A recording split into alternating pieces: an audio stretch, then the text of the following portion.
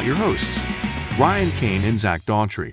Good evening, barbecue family, and welcome to another episode of Midwest Backyard Matters, proudly presented by Man Meat BBQ. Whether you are out on your driveway, in your backyard, or out on the KCBS competition trail, always remember that backyard matters. I am your host, Zach Daughtry. We are here from the 2022 Cameron Elks Barbecue Cook-Off. I have here the some members of the Backyard Division, and if you guys want to start going around the table, introduce yourselves for the camera, your name and your team. My name is Devin, Holt. My teammate's Carl Rogers. Our team name is Fluffy Butt Barbecue, and this is our first year competing. My name is Matt Jenkins. I'm with Two Moon Q, and this is also our first season competing. I'm Robert Jackson with Swine-O-Licious BBQ, and this is our first year competing. I'm Josh Hess with HessHogs4 BBQ, and it's our first year competing as well. Yeah, so all first-year competitors. Wow, I would have thought for sure that some of you guys had competed more than just this year. I thought you competed last year, Hess. In St. Louis BBQ, I did 2 comps. Oh, okay. Not KCBS. I couldn't remember. And then Devin, you compete with your dad. I've been out. I've helped him a little bit a few times out of the Master Series, which is about late 2019 is where I kind of got interested in what the barbecue comp was, and then took some classes in 2020 as well, and then store, and then now this. And what store might that be? We opened up a store out in Lee Summit called American Fire Barbecue. And they are happily one of our sponsors for this show. So God bless American Fire, Greg Hasty, Rebecca Holt, and Devin Holt for being. We're very proud to have them sponsoring the show. So I guess let's just kind of kick off everything. You know, what got you guys to want to compete in barbecue, and what made you choose backyard rather than just dive headlong into the Masters Division? For me, honestly, getting into the comp with my dad, the competition side, playing sports and being competitive and everything as well. I love to cook, been loving to cook for almost a decade now, and so getting into comps, seeing the world, the camaraderie, the family of the barbecue world was real nice, and that's kind of what did me. And then getting into the competing side of it, from my own personal side, my dad actually said, "Why don't you do the American Royal Backyard and go beat Ryan Kane?" And so I said, "Sure, I'll give it a whirl." And we did well. He did beat me that day. He got 4th, I got 5th. You had a really good cook, if I remember. It wasn't a bad cook that day, so that's what started it off. My teammate Carl, he kind of pretty much hook, line, and sinker for that first hour. He's like, "I'm all in, let's do it." So that's how we got into it, and then we started competing more and more. Unfortunately, Ryan moved up to Masters now, so I can't chase him. Yeah, he sure did. He But sure did.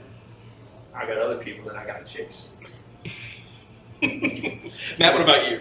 I was a private chef for 11 years, and I retired before the pandemic, so I've been chilling out for 2 years. So I decided to move to Kansas City and try barbecue.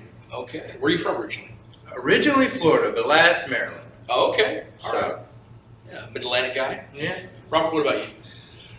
Well, it pretty much started in 2020 with COVID. I ended up working from home and sitting there at the desk working on the computer, get bored, so I started listening to some podcasts and got hooked up with some barbecue podcasts and some of the competition side, and I thought to myself, I was like, yeah, I'd be kind of interested in doing that. So I actually did 2 comps last year. They were late in the year, one in September and one in October, and I pretty much got hooked to it and decided to step out and experience this crazy world of barbecue with everybody else. You're having a really good year so far this year. It's been pretty good. Yeah, you're having a real good year this year. Josh Hess. So with me, I have 4 daughters. I have a sorority, and that's where HessHogs4 comes from. We had, prior to even 2021, we've had a YouTube channel where we just kind of show people how to cook things, and we really enjoyed that. And luckily, my wife signed my permission slip for this season, and we've been able to go out and compete for KCBS, and we've had a lot of fun just doing that. And it's just neat to see the folks that you meet, contest after contest, and we've been very fortunate where we've been able to travel. We've went to Alabama, Mississippi, Iowa, different states like that, and it's fun. But I tell you, competing in these areas, you know, in Kansas City, I wish more were in St. Louis or not, But in this area, it's just neat to get to see the guys and learn from them. So we've had a great time this year. We too are chasing points, if you will. So there's a lot of good competitors in this room right now, and I'm glad to be a part of this. Yeah, for sure. So I guess let's talk about, since we are backyard centric, let's talk about chicken here first. So when you hear people talking about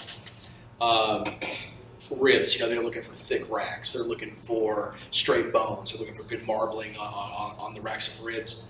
When you guys are picking out your chicken, whether it be thighs or legs, what do you look for when you're looking for a good set of chicken to run at a competition?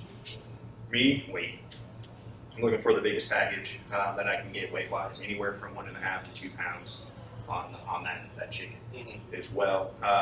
That's primarily what I'm looking for on chicken, is just weight. Now, do you do legs or do you thighs? Now, I cook thighs, so I'm looking for a good thick thigh as well, so that by the end of, as we all know, trimming it, cutting it down to size that we need to as well. So that's why I'd rather have it bigger. That way I can trim more and get it to the exact weight versus trying to maybe piece some together as well. So that's what I'm looking for when it comes to chicken, just a nice heavy piece. Yeah. Matt, what about you? I do legs, but I look for a large leg quarter because I need the extra skin. Mhm. If you buy just legs, the skin's always short. They cut it weird, or and by the time you get done trimming it, it's just nothing. So I buy the whole leg quarters and then I trim it down myself.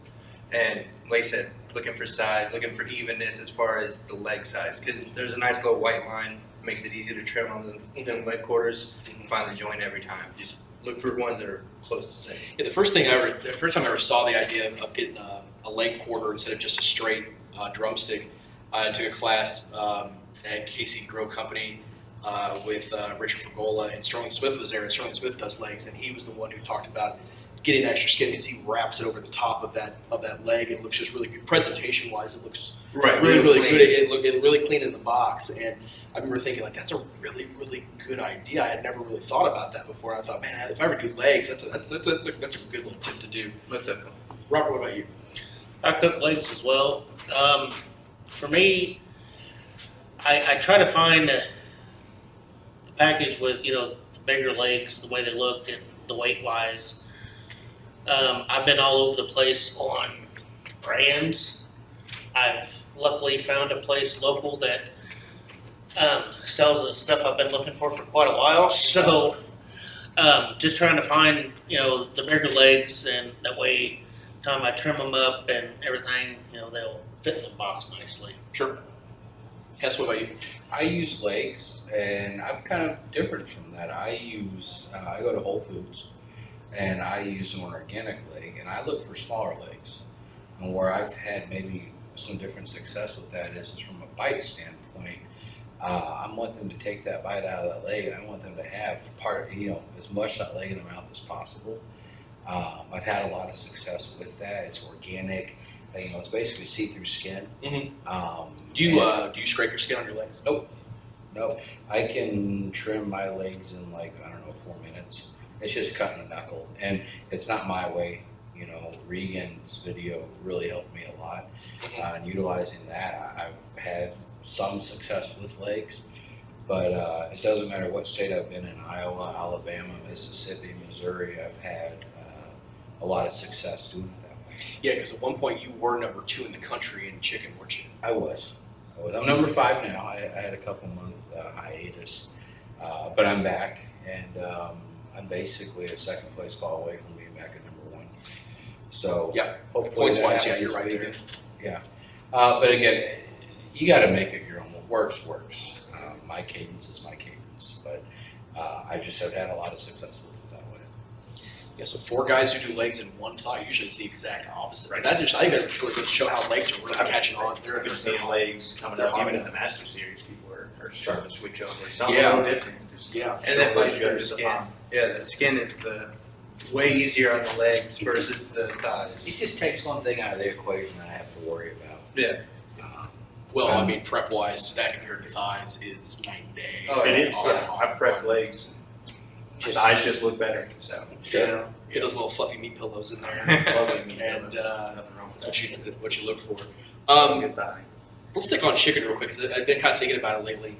Because you see it all the time People's Choice categories. Why do you think more people do wings? Probably, I mean, for me, wings wise, just there's not enough meat on it. So I don't think a judge is going to get a true good bite out of it compared to a thigh. And quite frankly, wings, I mean, you can probably dry them out really quick. I mean, you can dry out chicken, thighs and legs, but a lot of us thigh people will inject them anyway, so then you don't have to worry about drying them out. But no one's going to inject a wing for the most part. Let's say in trimming. If the judge bites into it and gets a big old chunk of gristle because it's, the drumstick has that big old chunk there, there's no way to really judge where they're going to bite. Yeah. And it's just going to come out either chewy or, like you said, dry as all get out. So that's probably why more people stay away from the wings. Yeah. What do you guys think about wings? Yeah, I'm kind of in the same boat there. It's just, you get the fine line of, getting it right or being overcooked. That's just a little piece of meat that you're trying to get just perfect. And I don't want to go down that road right now. No. I think getting the flavor in a wing, legs or thighs where you kind of share, from a brine than an injection standpoint, there's more meat to work with. You're able to take it a bit further. You can go 200 and not worry about it. I'm not saying you can't do that with wings, but it's just smaller working space to get that additional flavor to make it really pop.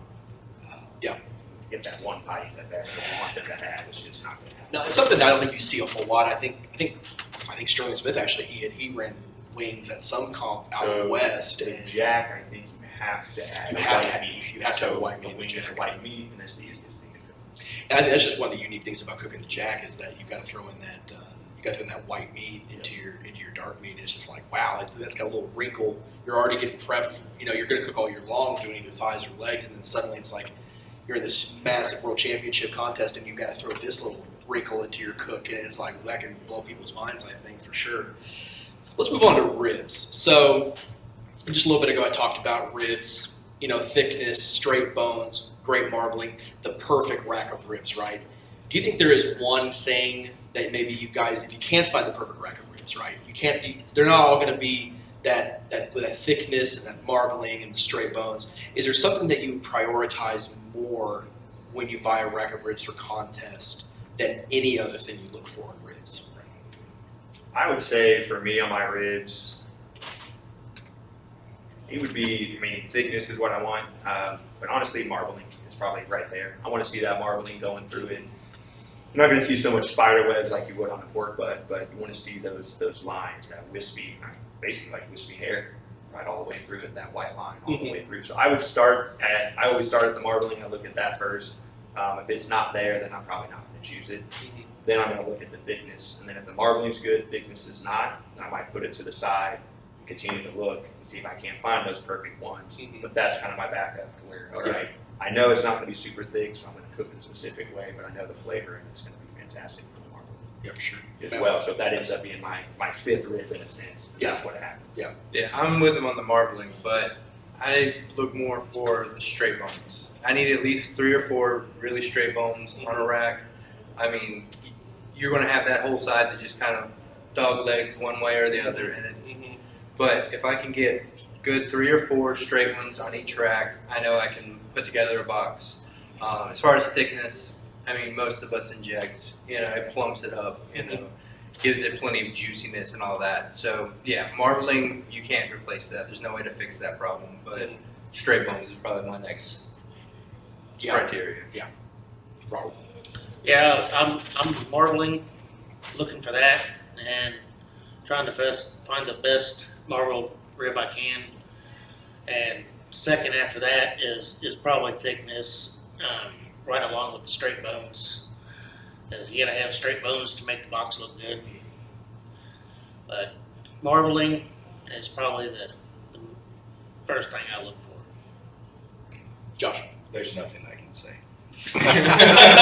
Listen to these gentlemen right here. They hit it on the head. Marbling, I think, takes first place. Yeah. Because you can fix a lot of things with injection. You're not going to fix a curvy bone. Sure. As well. Yeah, from a presentation Got a standpoint. fancy knife. It helps, but it's not a deal breaker. But if the marbling's not there, I think for me that's a deal breaker. No, you're right. That marbling puts in that flavor. When we did that rib burn in Liberty, we had some of the most crooked racks. I mean, they were going this way. I mean, the box, I didn't like the turn in when she walked it. I mean, I didn't like it at all. And especially our presentation, because the ribs were so off kilter. I had them going this way and this way and this way and this way, and I was just like, I'm going to get killed on my presentation. I was like, this looks, because I can't hide it. Right. I just couldn't hide it. And so, I mean, yeah, I think marbling number 1, straight bones number 2. Lately, I've been looking at thickness because I think they just look better in the box. I think the judge gets a better bite. And then when you inject those things up, then man, you really get a plump, kind of that hot dog look on those ribs. And so I've been looking for thickness, and I think, like for me anyway, lately, the Prairie Fresh Naturals have been killer this season. They really have. Primes seem like not as much. They've been as thick out. Not as thick. Marbling's fantastic. Because we always buy all of our pork from American Fire, and so when I'm in there, you see me in there, I'm always looking for like thicker racks of ribs for comps, and like I said, Prairie Fresh Naturals have been killing. I think Prairie Fresh pork, hands down, is the best pork product for pork butts or for ribs. I mean, people talk compart, and that's all well and good. Guys, especially up north, will talk compart, but I think Prairie Fresh, for my money, is all I will buy. I don't know if you guys are the same on Prairie Fresh.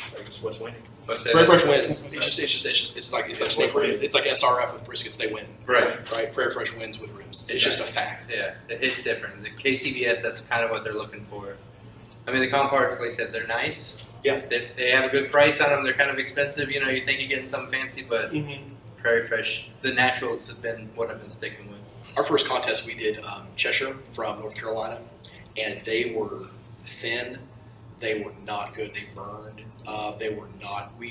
Like I said, not to knock them too much, but like I said, we did not really care for that. And maybe it was just the rack that we get. We also didn't like that we had to order them, so you don't get a chance to look at them. We were buying them like a mail order bride, sight unseen, and it didn't work out. I remember thinking, man, I know, because that's what Heath Riles does, and I was like, well, if Heath Riles does it, then I'll do it. It just did not work out. Like I said, not bad flavor, but boy, they were the thinnest ribs. I couldn't believe how thin they were for supposedly competition ribs. So let's move on. We had talked in our last episode. We talked with the Masters cooks about this possibility. So KCBS has canvassed its membership about the possibility of introducing 2 meat Masters Series competitions. Now, they have not had any kind of stipulation on if it's going to be the bigger meats, the pork and brisket, if it's going to be chicken and ribs like Backyard. There's a lot of different opinions out there in the barbecue world about whether this is a good thing or a bad thing. As Backyard guys, what do you think about the possibility of KCBS introducing a 2 meat similar to Backyard? Man, might as well be backyard at that point. Because that's the thing, you do 2 meat in the Masters, cool. So we can do chicken and ribs again. You might as well just do Backyard. Then you take it out. Okay, maybe we don't do chicken and ribs. We do butts and briskets for the 2 meat. What's the point? Might as well just do the full cook. Because we already know chicken and ribs don't take long. That's the least expensive thing. And if they're looking at it from a financial point, for a lot of Backyard people, that's the main thing. Is I don't have $260 every single weekend to go buy a brisket to compete with some of these people. So for me, just call it this Backyard. If you're going to do pork butts and briskets as well, might as well call it a Masters, throw the ball for him. There's no point in doing that. Yeah. So I don't know what their thought process is and all that. Why they would want to do that. Best thing for KCBS to do right now would be finding a way to support Backyard and in a sense, not ushering them into Masters, but having maybe some little stipulations where we do cook a pork butt or something in a comp, and it eases us into learning that stuff. So if we do want to make that step, we're not there. And I get it on the back end of it when Backyard wasn't around in the Masters, or some of the Masters teams out there don't particularly like Backyard because they didn't have it for themselves. They had to jump straight into it. That's like anything in life. We didn't have certain things 50 years ago. We didn't have it. So here we are, and we're going to let Backyard. We're going to keep building it. And it is a good stepping stone. It gets you into that competitive world. We've talked to a few people that are new to it, even at the Juneteenth deal. Rib Battle, that were their first time. And they loved the fact that they were able to just cook ribs, or if we were doing the Backyard, ribs and chicken. It eases them into it. Some people are a little scared to want to compete against these Masters people. And then, they get discouraged if they don't hit the way they think they should hit. And then it just basically puts a dampening on it. From my perspective, they just don't want to cook anymore if they're going to get beat all the time. So why ease your way into this competitive world, get into this family and everything. And Yeah, it's about growing we the can- sport, right? Exactly. Let's grow it up, and then we can get to a point where we can transition to masters. The financial aspect, if we know we want to continue to do this thing over the years, we can start to plan on when we want to move up to masters eventually. Plan that financial aspect. Maybe we're not cooking as many comps, but we are going out there, just step up and get into something a little bit different. I think that's one of the reasons why Ryan and I introduced this whole thing to grow Backyard, to get people cooking outdoors, number one, and get people cooking competitively in Backyard, especially in the Midwest. Right.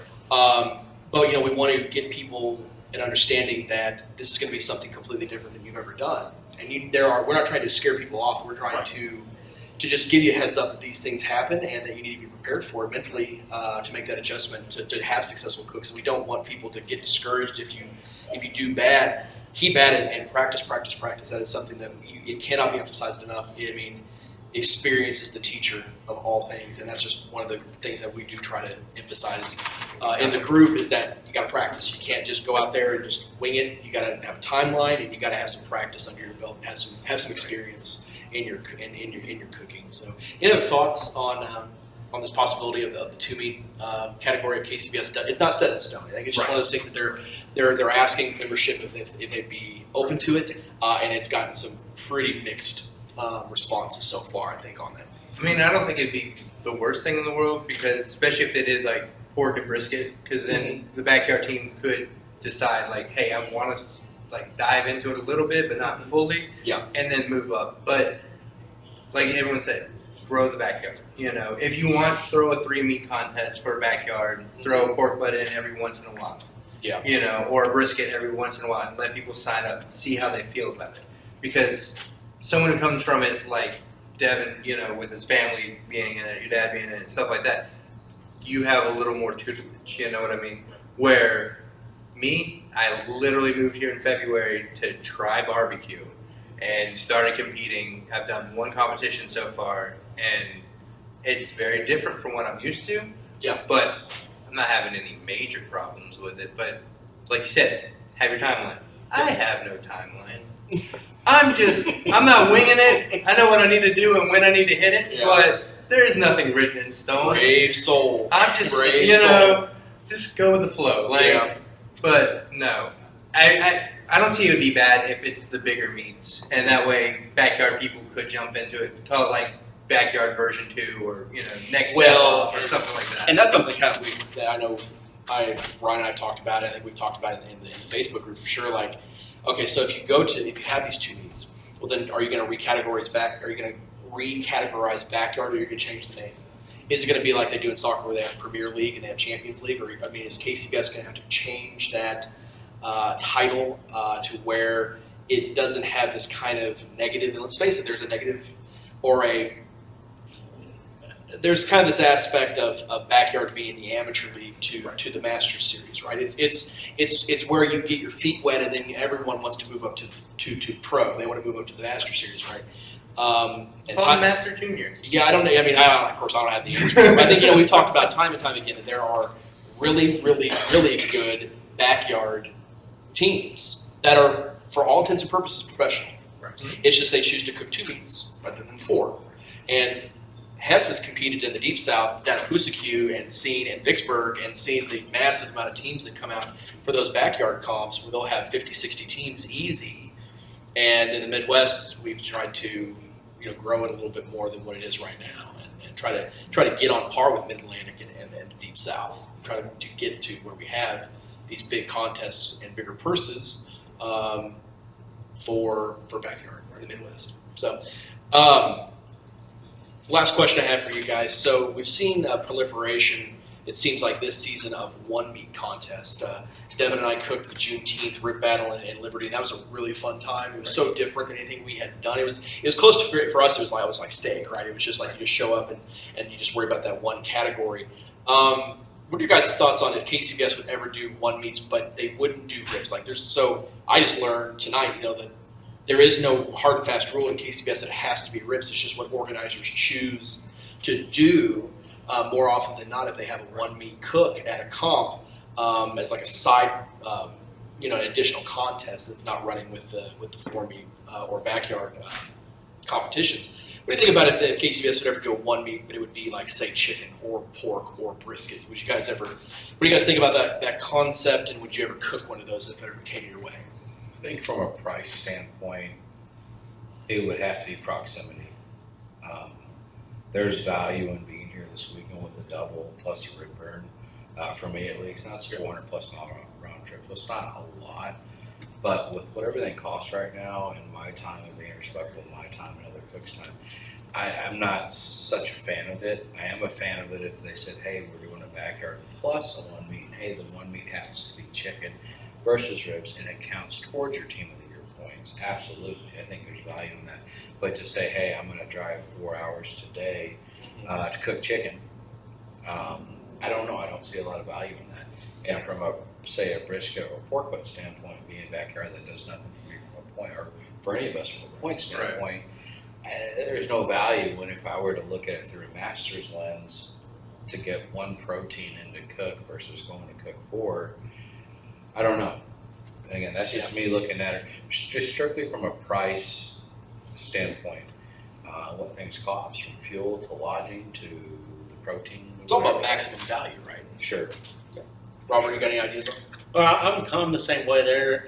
As a backyard team, if it's chicken or ribs, if it just that for the backyard side, I would have to look to see how close it was, because everything's expensive right now. So Sure. but for just a one meat as a backyard team being, pork or brisket, I wouldn't be interested in it unless, if it was like a 15-mile drive, I may do it just to see how I stack up in that one category against some of the masters. Brisket might be hard just because of price. Yeah. I mean, you're they're dropping between anywhere $200 $300 for a really good sized brisket to cook. And you're competing against people who do it every All the time. weekend. And, Yeah. I mean, Totally. Yeah. yeah. So you guys got any other thoughts on the one meats? No, I think we're all. All about the I same. think the rib is the easiest. Is in the sense the cheapest. No one cares about chicken really. I love chicken meat to an extent when it comes to a one meat. But the rib is just simple, easy, easy trimming, easy prepping, a little bit easier on the pocketbook as well. Yeah. At that point, so I think that's why they probably choose ribs over anything else. See, and I'm kind of the outlier here for kind of from hearing the table. What you guys think about the one meat? I kind of like them because, like I said, when we went out to Liberty and did that, it was just a standalone rib burn, and I think it brought out a whole just spectrum of cooks. We had seasoned professionals, we had backyard guys, we had people who had never cooked before in their life, and they chose to cook that one. And I thought it was a really cool thing how it did bring together a wide group of people that just concentrated on one category rather than being tossed together, cooking a 4 meat or a 2 meat, whatever it may be. And there was something about that I really liked. I thought, wow, if maybe KCBS could do like a 1 meat chicken or a 1 meat, I think brisket would be kind of cool, but again, that seems almost like a regional thing. Like it'd be Kansas City or Texas who would maybe do that. Right. Pork, I think, would be like a southern thing.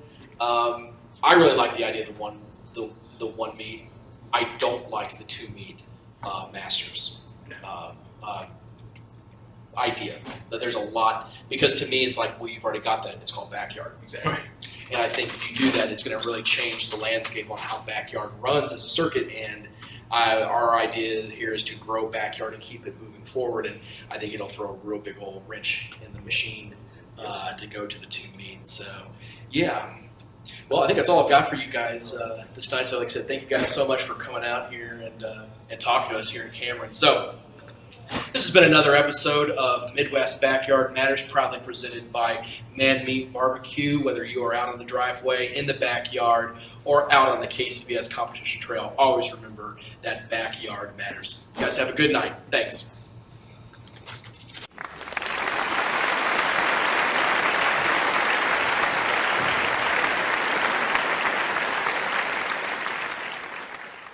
Midwest Backyard Matters, brought to you by Man Meat BBQ. Additional sponsors: American Fire Barbecue and Grilling Supply, Sofa King Awesome Barbecue, Trauma Hogs Barbecue, and Hunsaker Smokers.